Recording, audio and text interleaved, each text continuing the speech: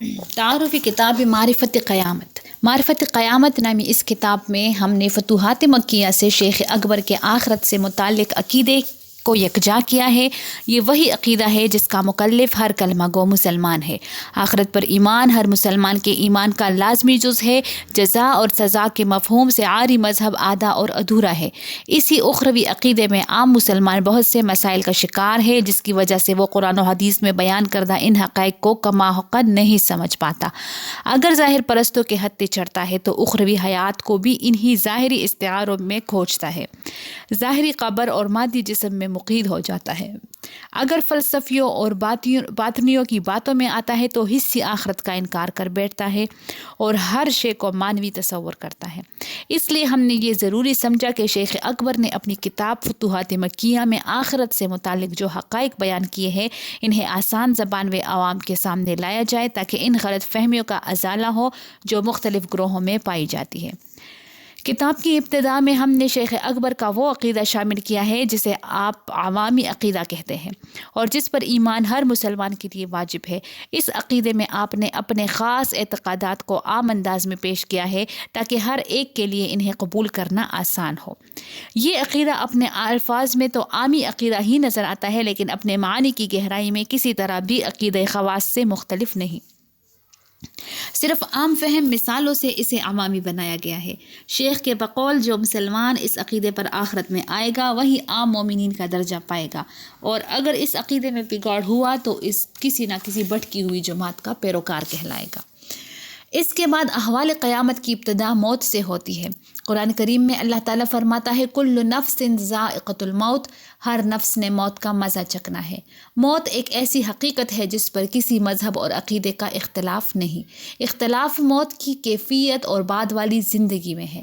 اپنی موت کے بعد ہر شخص جس عالم میں جاتا ہے شیخ اسے عالم برزخ کہتے ہیں۔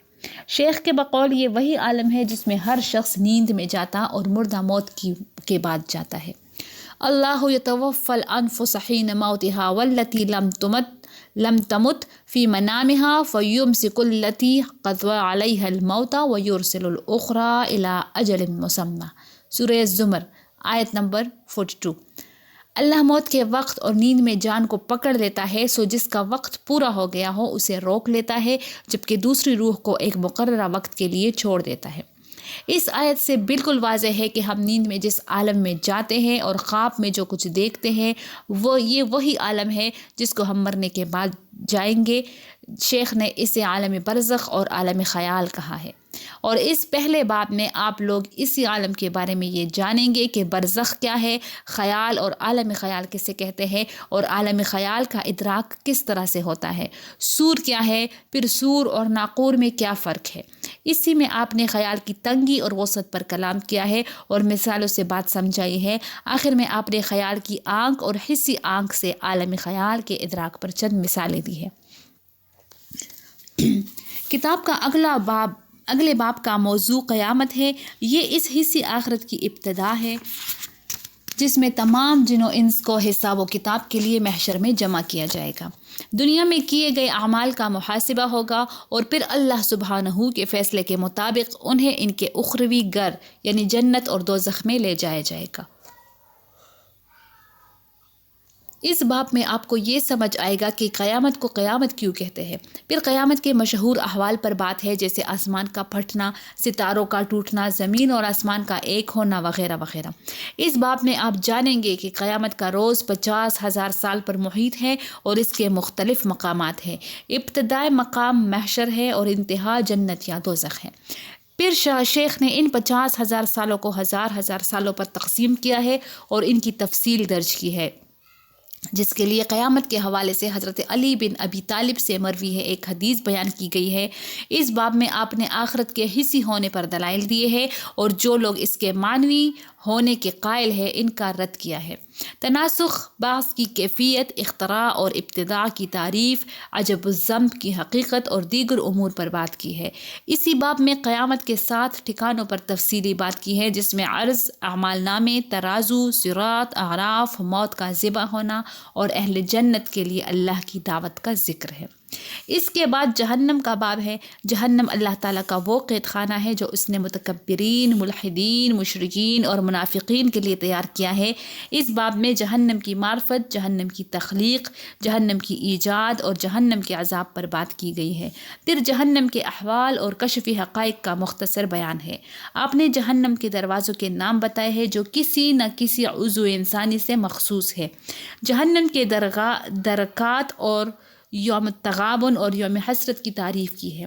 اگلا باب اہل جہنم کے مراتب پر ہے، جس میں بتایا ہے کہ اہل دوزخ کے مراتب 4 ہے کہ اس میں وقت کے فرعون، مشرکین، ملحدین اور منافقین ہی ہمیشہ ہمیشہ رہیں گے۔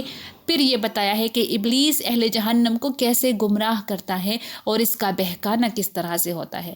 جہنم کے اجرام اور اس کے حد اور اس میں دیے جانے والے عذاب کی مدت پر بات ہے۔ اس کے بعد جنت کا باب ہے۔ جنت اللہ تعالیٰ کا انعام اور اس کی رضا کا گھر ہے۔ یہ اس کے نیک بندوں سے مخصوص ہے، وہ لوگ جنہوں نے اس دنیاوی زندگی میں اپنے رب کی مانی اور اس کی ہدایت پر عمل کرتے رہے، چاہے وہ دنیا میں ناکام کہلائے، لیکن رب آخرت میں انہیں وہ سب دے گا جو دنیا میں وہ اس کے احکامات پر عمل کرتے ہوئے نہ پا سکے۔ یہی وہ سب سے بڑی کامیابی ہے جس کے لیے لوگوں کو کوشش کرنی چاہیے۔ جنت کے باب میں آپ کو پتہ چلے گا کہ جنت کی تخلیق کس طرح سے ہوئی اور یہ کس طرح سے حصی ہے۔ پھر جنت کن لوگوں کی مشتاق اور رغبت رکھتی ہے۔ اس کے بعد جنت کی اقسام پر بات ہے۔ اعمال کی جنتوں میں افضلیت کے مراتب کا بیان ہے۔ پھر جنت عدن اور جنت کے درجات کا بیان ہے۔ آپ نے اہل جنت کو 4 گروہ قرار دیا۔ ان میں رسول، انبیاء، اولیاء، عقلی توحید والے علماء اور مومنین شامل ہیں۔ پھر زیارت الہی اور حجابات اٹھنے کا بیان ہے۔ آخر میں اہل جنت کی تمناؤں اور اختصاصات کا بیان ہے۔ اس کے بعد ہم نے فتوحات مکیہ کے باب نمبر 371 میں ان امور کا تذکرہ کیا ہے جن کا شیخ نے ان متعلقہ ابواب میں ذکر نہیں کیا۔ اس باب میں آپ کو پتہ چلے گا کہ جنت عدن کیسے تخلیق ہوئی، اہل جنت کے کپڑے کہاں سے آئیں گے، جنت کے مقامات، درجات اور منازل کتنے ہیں، اسی طرح جنت کے دروازوں اور روشندانوں کی کیا تعداد ہے۔ پھر درخت طوبہ پر بات ہے۔ اس کے بعد مقام محشر کے مقامات کا تذکرہ ہے جن میں حشر کی زمین، حوض کوثر، نور کے منبر، مقام محمود، عرش الہی اور شفاعت کا بیان ہے۔ اس کے بعد پل صراط اور جہنم کا ذکر ہے جس جہنم کے ابواب، منازل اور درکات پر بات ہے۔ آخر میں آپ نے کسیب جنت میں دیدار الہی پر تفصیلی بات کی ہے۔ کتاب کے آخر میں شیخ اکبر نے وہ چند خواب بھی درج کیے گئے ہیں جو برزخ، قیامت، جنت اور دوزخ سے مناسبت رکھتے ہیں۔ اللہ سے دعا ہے کہ وہ ہمیں اس ایمان سے فائدہ پہنچائے، اس جہان فانی سے اس جہان باقی میں جاتے وقت اس پر استقامت نصیب فرمائے، ہمیں وہاں عزت اور رضا کے گھر میں ٹھہرائے۔ کاش وہ ہمارے اور اس آگ کے درمیان آ جائے اور ہمیں ان لوگوں میں سے بنائے جو اس کی کتابوں پر ایمان لائے، جو حوض کوثر سے سیراب واپس آئے، جن کا نیکی والا پلڑا باری رہا اور جن کے قدم پل صراط پر نہ ڈگمگائے۔ بے شک وہی صاحب انعام و احسان ہے۔ ابرار احمد شاہی، جنوری 2021۔